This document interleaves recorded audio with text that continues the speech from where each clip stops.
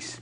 Y no solo por la aprobación casi unánime, como decíamos, de la cuestión de confianza, sino porque funcionó la dinámica democrática, ¿no? La discusión entre poderes.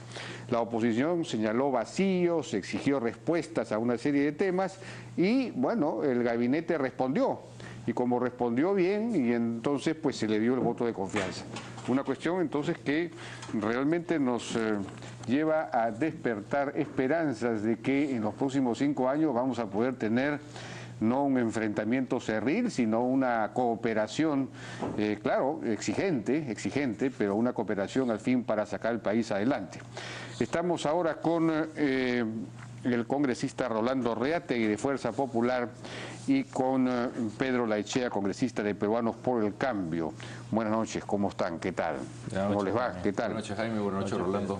Buenas. Bueno, quisiera poner rápidamente el discurso final o la respuesta que dio el presidente del Consejo de Ministros ante las preguntas, sobre todo de Fuerza Popular, en el sentido de que el premier Zabala en su discurso no había hecho un deslinde con el gobierno anterior, no había explicado en qué situación dejó el gobierno anterior los distintos ministerios y el gobierno, en fin. Y esta fue la respuesta de Zabala. Hemos encontrado que se han tomado decisiones de última hora, más allá de la costumbre usual en toda transición de gobierno. Como ejemplo, quisiera contar el estado en el que encontramos la Cancillería. El último año de gobierno hubo un exceso de nombramientos de última hora, designándose 11 embajadores el primer semestre de ese año y 19 en el 2015. Quiero contarles cómo hemos encontrado el Ministerio de Salud.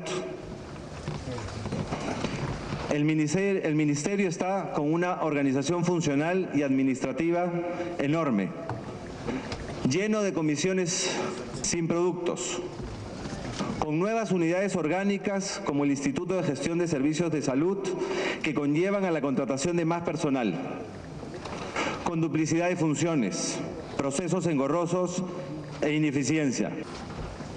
Un ministerio con indicadores de salud preocupantes, pobrísima cobertura de vacunaciones, que se redujo de 95% en 2011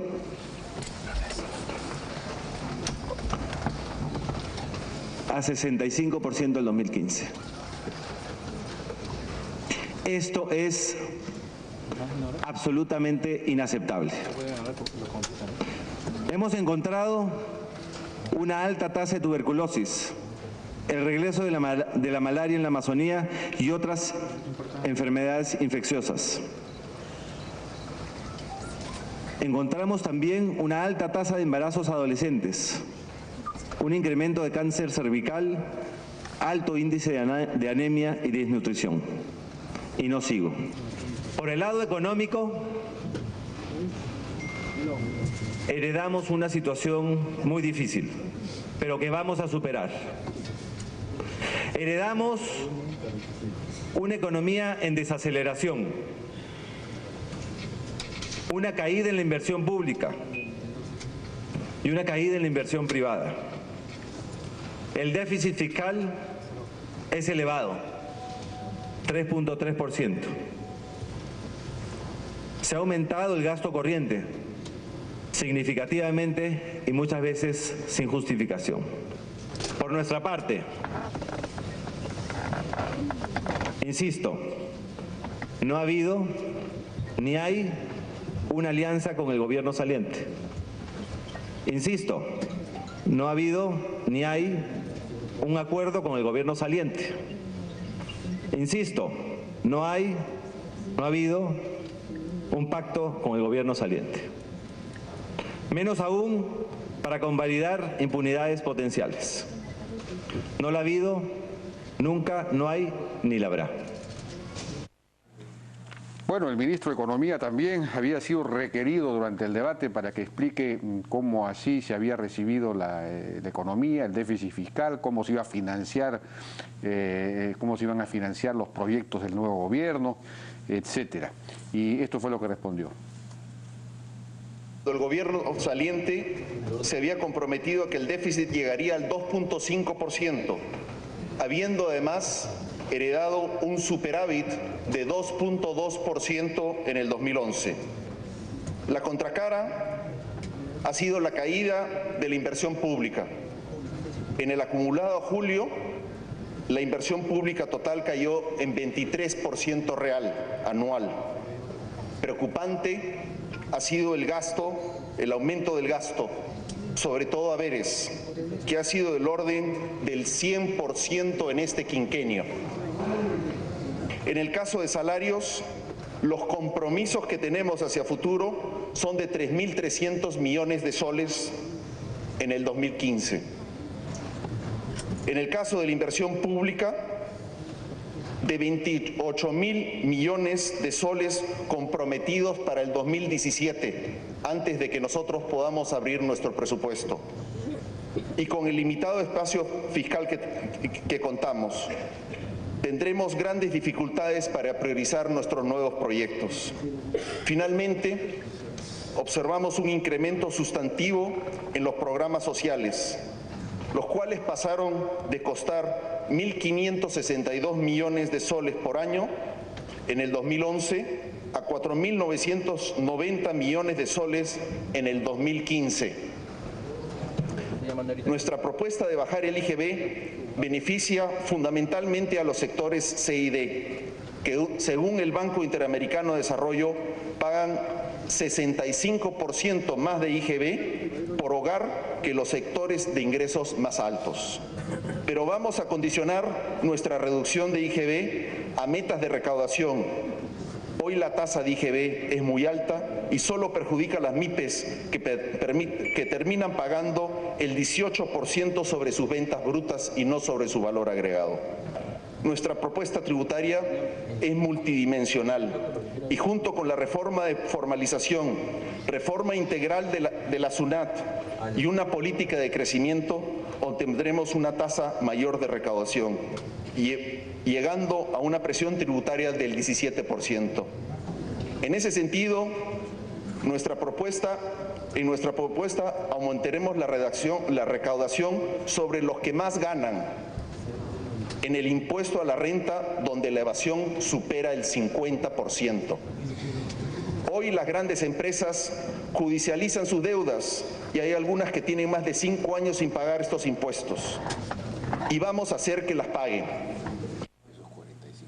Bien, y otro episodio interesante, constructivo, prometedor, fue que el ministro Basombrío pidió disculpas ante el señalamiento el día de ayer por parte de Lourdes Alcorta de que, pues, señores, una bancada mafiosa va a tener que darles el visto bueno, va a tener que aprobarles el voto de confianza, porque así se había referido Basombrío durante la campaña a Fuerza Popular. Tenemos lo que ocurrió el día de hoy en ese tema. Nunca me he sentido infalible ni dueño de la verdad. Cuando cometo errores, trato de corregirlos. Y si son errores públicos, corresponde hacerlo en público. Siempre he pensado que toda generalización es una ofensa. Atribuirle a una nacionalidad, una raza, una minoría o cualquier otro grupo humano una característica negativa común es un estereotipo inaceptable. Atribuirle a un sector político un rasgo común denigrante cae en el mismo error. Al calor de una campaña intensa y polarizada, llena de violencia verbal, ofendí haciéndolo. Pido públicas disculpas por ello, no es esa mi manera de pensar. Más allá de nuestras discrepancias y ojalá que más adelante coincidencias, reconozco y agradezco el gesto del ministro del Interior. Son las disculpas que nos acaba de dar, quedan aceptadas también. Pasamos la página. Bueno, ahora retornamos con nuestros invitados, Rolando Reate y Pedro Laechea. Rolando, durante el debate, sobre todo el día de ayer, cuando se le exigía al gobierno que estableciera un deslinde, que explicara cómo había recibido la administración de parte del gobierno de Ollanta Humala, acusándolo de un continuismo, de una alianza con ese gobierno. De alguna manera estaba vivo ahí todavía el rescoldo de la derrota, ¿no? De la derrota electoral, porque lo que se estaba diciendo, oiga, ustedes nos ganaron gracias a que se aliaron con el gobierno. Y por eso es que ahora no establecen, no han señalado cómo es que recibieron el gobierno o el país de parte de este gobierno. Esto es así, ¿no es cierto? Sin embargo, a la larga, la cosa puede haber resultado positiva, porque en el fondo le conviene al gobierno explicar que ha recibido las cosas muy mal y por lo tanto su punto de partida no es tan bueno como parece, sino, digamos, por lo tanto la exigencia o la valoración, la evaluación que se haga del gobierno puede resultar mejor a partir de eso. Y me quiero que el día de hoy el Perú ha visto que todas las fuerzas políticas son capaces de llegar a un acuerdo. Y eso es un gran paso para el Perú y sobre todo para cualquier gobierno que haya estado en la palestra. Creemos además que la oposición le ha exigido ahora al Consejo de Ministros y al Premier que diga en qué situación está el Estado de la Nación. Y verdad, en el discurso de Zavala no dijo en qué estado se encontraba. Y por lo tanto creo que a mucho forzar han tenido que decir cuál es la verdad. Y la verdad es que el Perú está en una catástrofe. Un sistema público totalmente ineficiente. Un populismo rampante que ha hecho muchísimo daño a todas las estructuras del Estado. Se han gastado 100% en estos 5 años en gastos corrientes. Se ha incrementado hasta al infinito los empleados públicos que no han producido. Hay un déficit fiscal de 3.3% este año que le quita margen de maniobra al gobierno. Es decir, la situación no está buena, está mala. Y por lo tanto va a tener que hacer muchísimos esfuerzos como para lograr componer esta situación. Bueno, en realidad yo creo que ha sido bueno que nosotros le hayamos exigido que diga toda la verdad, porque de esa manera es la única oportunidad que tiene para poder hacer las reformas que el Perú requiere para poder hacer grandes cambios. De no haber hecho eso, es bastante difícil que de repente hasta las cifras se hubiera escondido. Es mejor que se diga la verdad y punto. No, efectivamente tienes razón, ¿no? En el sentido de que finalmente la cosa ha resultado bien, porque es bueno efectivamente saber cómo se reciben las cosas, cuál es el estado de gravedad de la situación, para a partir de ahí plantear las reformas y las necesidades. Yo quería preguntarle en ese sentido a Pedro Laechea si le parece que, digamos, ¿por qué es que el gabinete no planteó esto desde el comienzo? Bueno, básicamente la idea era plantear lo que se iba a hacer, que esa era la idea sector por sector. Ha sido un debate larguísimo, entonces son 21 horas, o sea, también ha sido bastante largo. Obviamente dentro del debate, Fuerza Popular pidió más explicaciones y detalles. Yo creo que era la segunda parte de la oferta que íbamos a traer, porque nosotros definitivamente, como bien lo señala Rolando, esto hace que tengamos que ajustar un poco las velas. O sea, el desastre que ha habido acá es un desastre que lo ha podido ver el público. O sea, no vale la pena ya repetir una vez más. Pero lo que sí es interesante, Jaime. Bueno, entonces ha sido positivo que esta exigencia de Fuerza Popular, a la que han respondido bien, porque hemos escuchado a Zavala decir con claridad las cosas, y también al propio ministro Torne. Y me imagino que por eso es que se dio finalmente este voto de confianza abrumador. Yo creo que acá hay temas para rescatar. Esto ha sido un proceso lógico. Yo creo que definitivamente las preguntas que propone Fuerza Popular respondían a una necesidad que teníamos que irlas a explicar de todas maneras, porque no nos íbamos a comer el San Benito nosotros solos. O sea, tenía que venir, como en la réplica que le tocaba al ministro, después de haber planteado qué queremos hacer. Claro. Entonces, todas las preguntas que se hicieron fueron lógicas. O sea, parece que el nivel ha estado muy interesante, el debate ha sido largo, pero yo creo que el nivel ha sido interesante porque ha sido un nivel.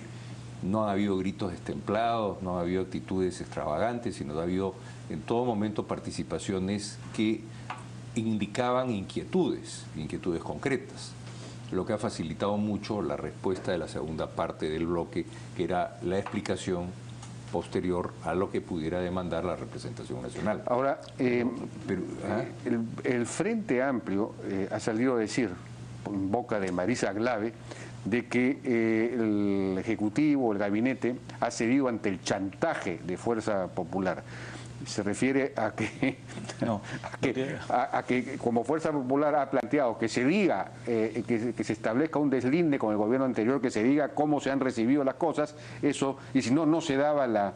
Mira, entonces es un chantaje, es una pregunta, y es una cosa increíble. Lo que Frente Amplio no quería era cómo dejaba el gobierno sus aliados, porque ellos han sido partícipes de ese gobierno y por lo tanto son responsables directos de la catástrofe que ha dejado el gobierno de Ollanta. Entonces, por lo tanto, ellos han hecho todo lo posible para que no se diga la verdad, porque querían esconder a como dé lugar como un gobierno populista, ¿no? Que simplemente ofrecía de todo y sin llegar a resultados concretos en productividad y en beneficios para el país, simplemente no funciona. Y está demostrado en la historia económica de todos los países que este tipo de gobiernos siempre se lleva un fracaso. ¿Ustedes percibieron como un chantaje esta, digamos, exigencia de Fuerza Popular de responder a estas preguntas? Yo creo que era la obligación del gabinete plantear las políticas, escuchar a la representación nacional respecto a la presentación y absolver las preguntas de los congresistas. Pero también ese es el modo democrático mínimo. Le llaman chantaje a la práctica democrática de preguntar para exigir una respuesta. Pero también hay algo simpático, ¿no? El Parlamento ahora no se ha vuelto una mesa de partes, ¿no?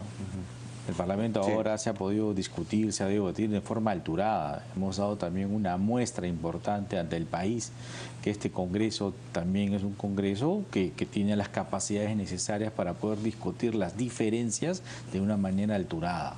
Y en ese sentido creo que el Congreso ahora está por encima de todas las expectativas que tiene la gente, que este Congreso va a ser mejor.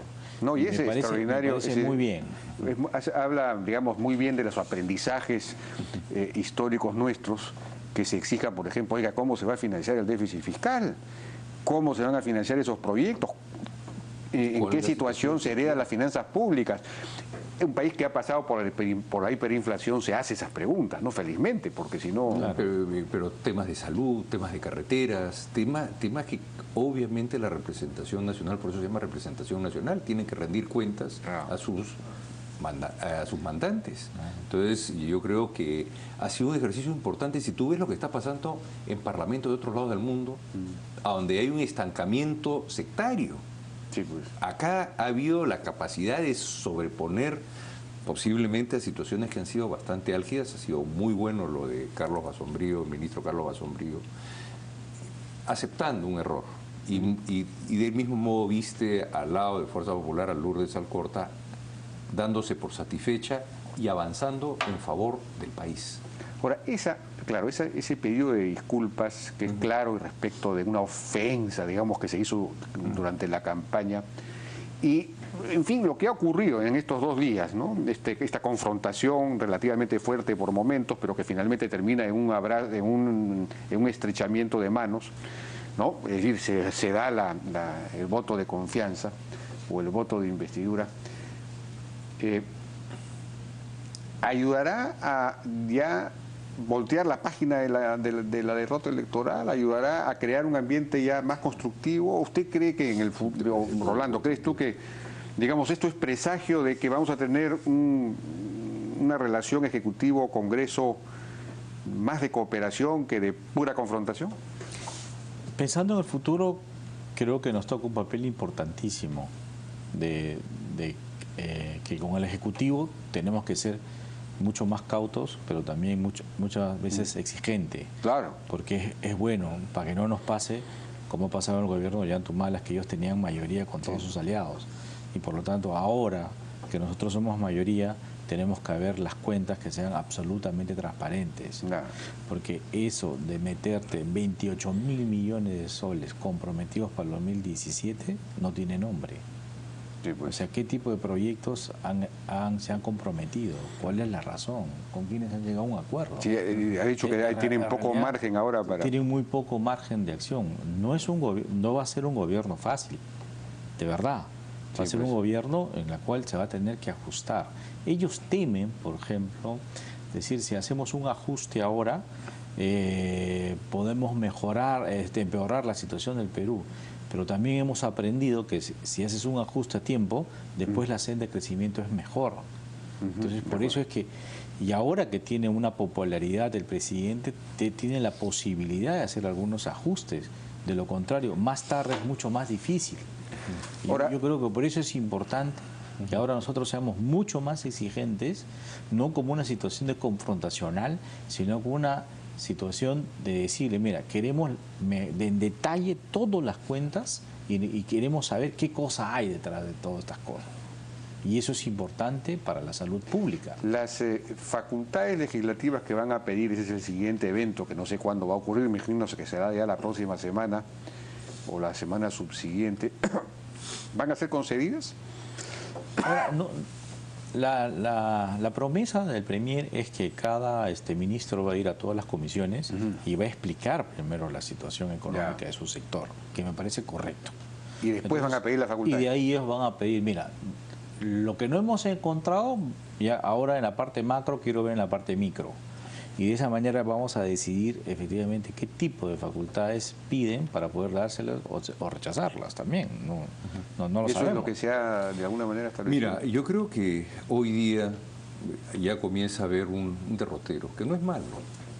El hecho de entregar información, sobre todo quienes venimos del campo privado, mensualmente tenemos que rendir cuentas, y si no rendimos las cuentas bien, obviamente un gerente general que no puede explicar por qué no mantiene su presupuesto, por qué no mantiene sus cuentas en orden, tiene problemas. Que entre esa costumbre al sector público me parece que no es en absoluto malo. Claro. Tener las cuentas claras, yo creo que es un tema que es una obligación de ley. O sea, tu pregunta, Jaime, es que nos hemos estado distorsionando. Claro. Yo creo que lo normal, cuando uno maneja dineros ajenos, y más cuando son los dineros del país, uno tiene que tener el debido cuidado y respeto de lo que se está manejando. Yo creo que Fernando, el primer ministro, ya ofreció que vayan todos los ministros a cada una de las comisiones y abran la caja completamente y ver cuál es la realidad.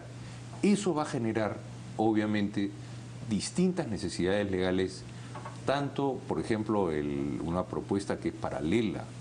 Esa es una manera además de lograr un clima constructivo, es decir, que todos se pongan a discutir soluciones y no problemas. Mira, ¿no? uno de los temas que es cómo resolvemos este problema. Creo que esto podría ser un gran paso de dejar, es mi amigo y como es mi amigo no reviso.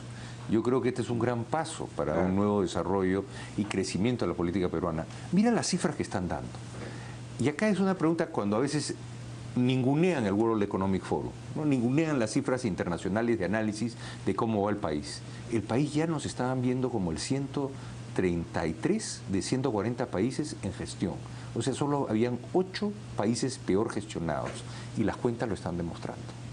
Las cuentas están demostrando que el Perú estaba siendo gestionado con los pies. Sí, pues. Y todos los hechos que se han presentado. Entonces, que haya una disciplina, y que haya una disciplina que sea lo normal que se pida, una disciplina de cifras, es lo que manda la ley. Sí, pues, existe, digamos, hasta el momento veníamos hablando de que los proyectos de ley se verían uno por uno, caso por caso, y se descartaba de alguna manera que hubiese una suerte de acuerdo un poco más general sobre reformas, sobre leyes, sobre agenda legislativa, es decir, de alguna manera construir una agenda legislativa conversada entre legislativo y ejecutivo, una agenda legislativa no solamente para este año, para por lo menos los próximos 2 años, para que el Perú tuviese un derrotero, un rumbo claro, que se viera que hay unos acuerdos básicos y que vamos a avanzar en ciertas reformas fundamentales. ¿Será posible eso? Yo creo que se tiene que llegar a acuerdos mínimos, ¿no?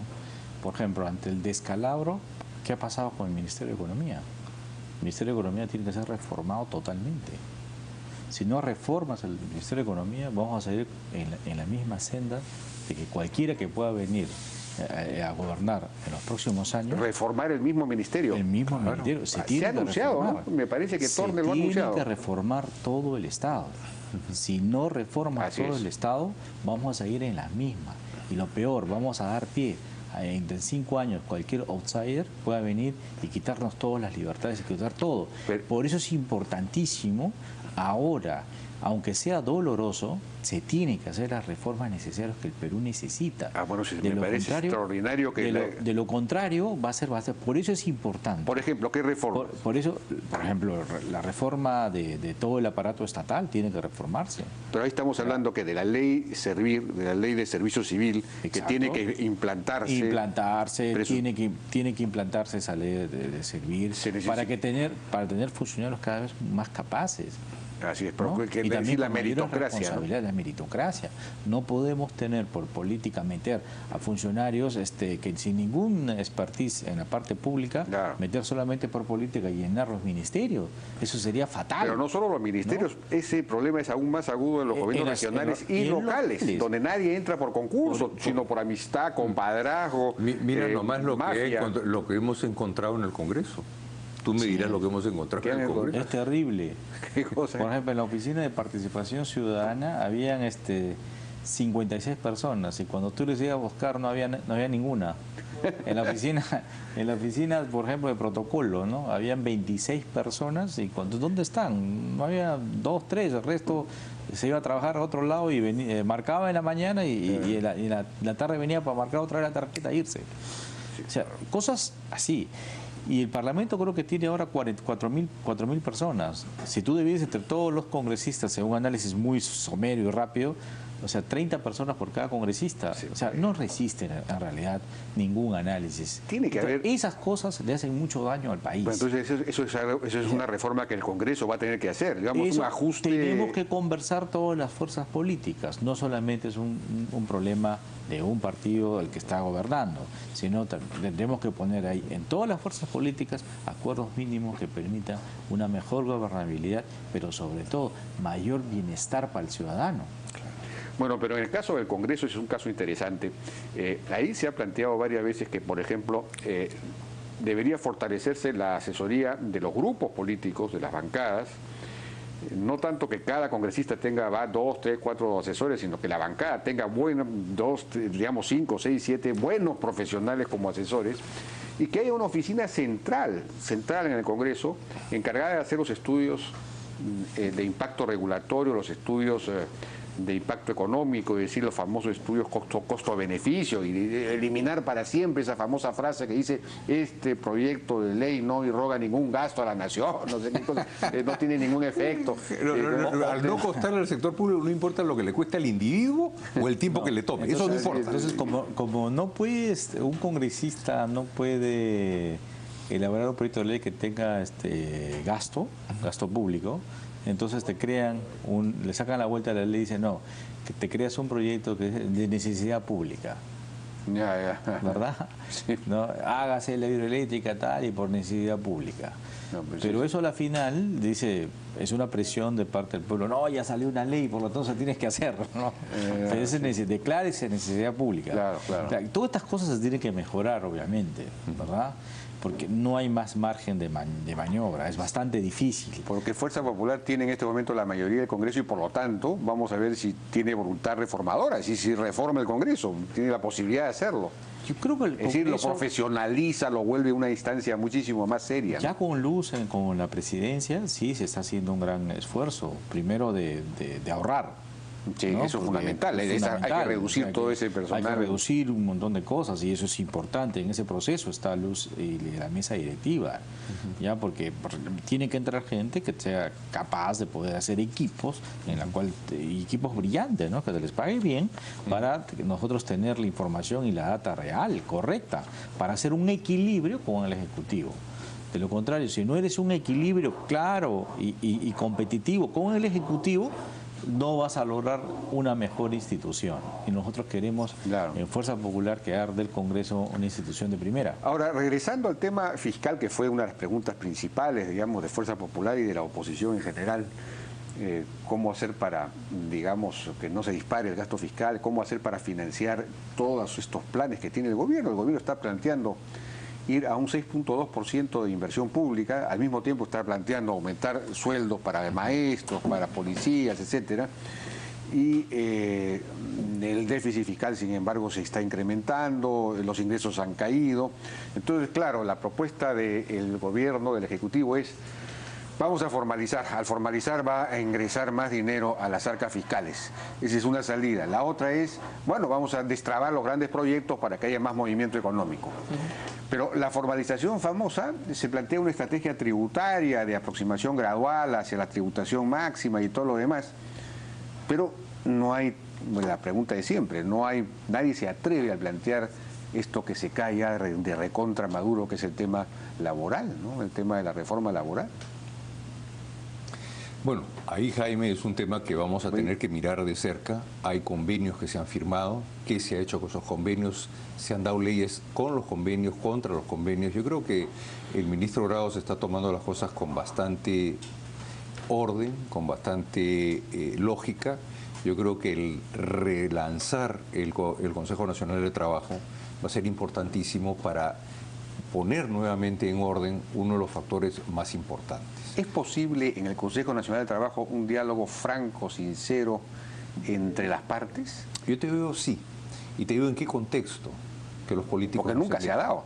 No, si hay 5 consensos muy importantes que lamentablemente los políticos nunca las han respetado.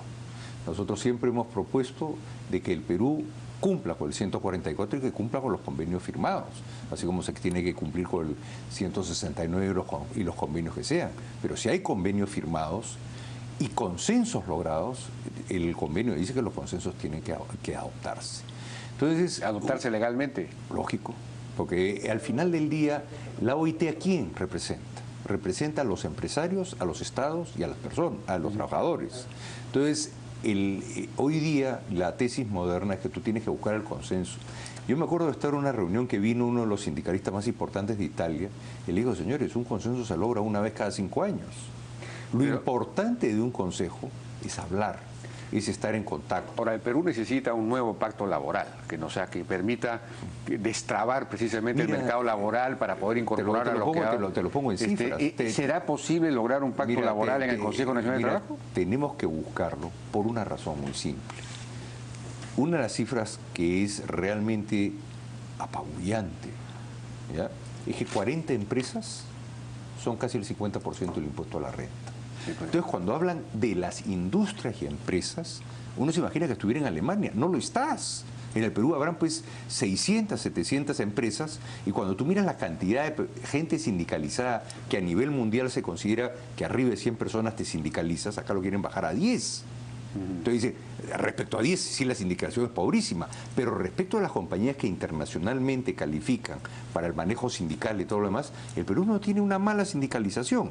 Entonces el problema no está ahí, el problema está en el 70% de los peruanos que no tiene ningún derecho. Sí, pues, claro. Ningún derecho. Entonces, si por un lado tú tienes una sobrecarga de derechos y más derechos, y al final del día eso hace que no haya contratación, uno de los datos más preocupantes que he visto últimamente es la típica cuando la rigidez laboral se exacerba, que la juventud no comienza a ser contratada. En el Perú ya hemos subido 17%. O sea, nadie va a invertir donde hay una incertidumbre legal. Entonces, uno de los temas que claramente se ve hoy día, que hablan tanto del modelo. ¿Cuál es el modelo? Todo el mundo dice que Alan García tuvo los minerales altos. No. Cuando deja Toledo el gobierno, la inversión había subido a 15 con Pedro Pablo. Claro. Y ya ahí comenzaba a mejorar las cosas. Pero van a decir la inversión sube a 25. Y es ahí a donde viene el bienestar para los peruanos. Es en la inversión. Claro. Acá todo el mundo ve el precio de los minerales. Jugamos con fichitas que no valen al caso. ¿Qué ha pasado con la inversión con este señor? Se ha venido guardabajo, la pública, la internacional y la peruana. Por eso estamos en esta situación. Porque si tú subes la inversión, Jaime, ¿qué va a pasar? Tú tienes más agentes que pagan impuestos. Tienes más gente que participa. Entonces el problema está ahí, en la inversión, que es uno de los factores que nadie mira. A este señor se le ha caído la inversión. A Alan García le subió la inversión, por eso tuvo éxito. Si se destraba el mercado laboral, se reforma la legislación laboral para hacer posible la contratación, mayor contratación y a la larga entonces más salarios, entonces claro, va a haber más inversión. Porque, va a haber más consumo. Pero también mucho esto es la alta informalidad que existe en el país. Por eso pues. Pero ¿por qué no quieren ser formales? Por ejemplo, los que trabajan en la agroindustria dicen, no, yo no quiero que me descuentes, yo quiero que me pagues todo. ¿Y por qué no quiere que le paguen todo y no le descuente? Porque cuando se va a servicios de salud no encuentra nada. Cree que es una estafa. O sea, que le descuenten es una estafa porque el Estado es una estafa. La cifra de salud que están entregando. Entonces, por eso no quieren contribuir. Pero si comienzas a hacer una reforma que te permitan que los servicios públicos son deficientes, de alta calidad, todo el mundo va a contribuir. Entonces, no sé. si es yo tengo hay que estar se puede hacer en el Consejo Nacional del Trabajo, se puede llegar a acuerdos. Yo creo que esa es la vía. Se tiene que llegar a acuerdos desde ahí. Porque no se puede imponer ahora una reforma laboral. Pero tiene que llegar bajo consensos. Yo estoy de acuerdo. Pero la cuestión es crear el clima para que sea posible el diálogo, ¿no? El entorno, el diálogo bueno tiene que ser. Que Fuerza Popular apoye también eso. Claro, si pero parte del éxito, yo he estado 15 años en el Consejo Nacional, es cuando los políticos no metían la mano. Entonces se tiene que buscar un consenso, porque nadie puede ir a hablar con papá para sacarle la vuelta al otro. Bueno, pues tú ya eres político ahora, tienes que meter la mano. No. Yo te lo digo, al haber participado me doy cuenta que si tú dejas las políticas del Estado, entonces, ¿qué cosa es lo que vas a ver? O sea, tiene que haber un momento de generosidad en pensar en aquellos que no tienen nada. Sí, pues. Entonces, ¿cómo vas a poder hacer? O sea, como dice Pedro Pablo, ok, la gente que ya está en una posición, perfecto, pero no por eso puedes impedirle al resto, que son la mayoría. ¿Qué pasa si el resto entrara al Consejo Nacional de Trabajo? ¿Quién tendría la mayoría? ¿Quién podría manejar? Entonces, lo que dice Rolando también es verdad. Mira las cifras de salud que estamos recibiendo. Claro. Pero además yo me imagino que si tú, digamos, abres el mercado laboral, vas a tener más trabajadores sindicalizados, es decir, el mercado sindical, digamos, se amplía tremendamente, la CGTB va a tener más poder y además das medidas para que puedan negociar, digamos, los aumentos de productividad y todo eso, con negociación colectiva, en fin, puede fortalecer. Te lo voy a poner de esta manera. Hoy día el sindicalismo exitoso, por ejemplo el holandés, el sindicalismo exitoso ya dejó los cánones de 1848. Hoy día una industria puede tener menos horizonte que una mina. Porque en la mina tú tienes reservas, la industria, la innovación tecnológica va a tal velocidad, se dan cuenta los holandeses, que la industria desaparece de golpe. No. Entonces todos se han puesto a trabajar en darle valor a la persona. Las compañías no tienen alma para querer, ni trasero para patear. Entonces, al final del día, prepárate para el cambio. Entonces, es una preparación permanente. Entonces, los cánones del sindicalismo holandés y los cánones del sindicalismo que está siendo exitoso en el mundo han cambiado de patrón totalmente. Ellos van más enfocados en el valor de la persona que en su nexo con la empresa. Claro, la capacitación pero constante. En Islandia se han puesto de acuerdo los sindicatos en trabajar más, no cobrando más, sino para que el país sea más productivo. Claro. Y asegurarse indirectamente. ¿Es posible llegar a acuerdos? Yo creo que sí es posible llegar a acuerdos. Bueno, hay que trabajar para eso. Yo les agradezco muchísimo a Rolando Reate y Pedro Lachea por su participación en la Hora N. Gracias. Y nos congratulamos pues por este resultado, el resultado de hoy. Yo creo que es un paso. De eso vamos a conversar ahora con Martín Tanaka y con Percy Medina. Regresamos. Más cerca, más negocio. Macrópolis, la ciudad industrial más cerca de Lima.